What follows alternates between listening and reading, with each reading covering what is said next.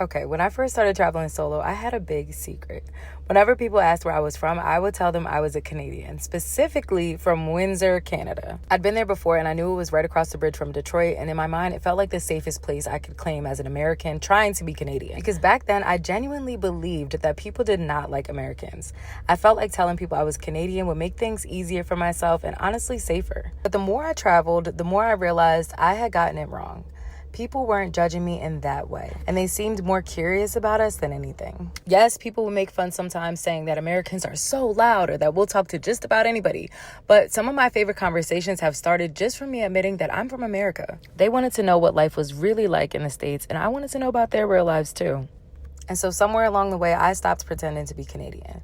But recently, while I was traveling through Greece, I felt that old feeling creeping back in, wishing that I could just say I was from somewhere else. This time, not because I thought people wouldn't like me, but because I was embarrassed. Almost every time somebody found out that I was American, the conversation eventually turned to what was happening back home. They would ask me if it was really as bad as they had been seeing on the news and how people were feeling about everything in our government. And so that surprised me mostly because they weren't asking out of judgment. It seemed that they were genuinely concerned and that they actually cared. More than once, I walked away feeling like they were sad for us. And truthfully, those conversations weren't always comfortable, but they remind me of something that's really important.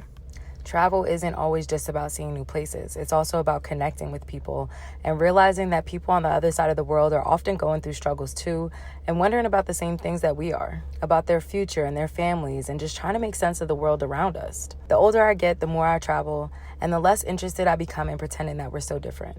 So the next time I travel and someone asks where I'm from, I'll proudly tell them I'm from the United States. Not because we're perfect, but because it's the truth. And because over and over again, it's been a way to open the door to deeper and meaningful conversation. And we're usually a lot more alike than we think.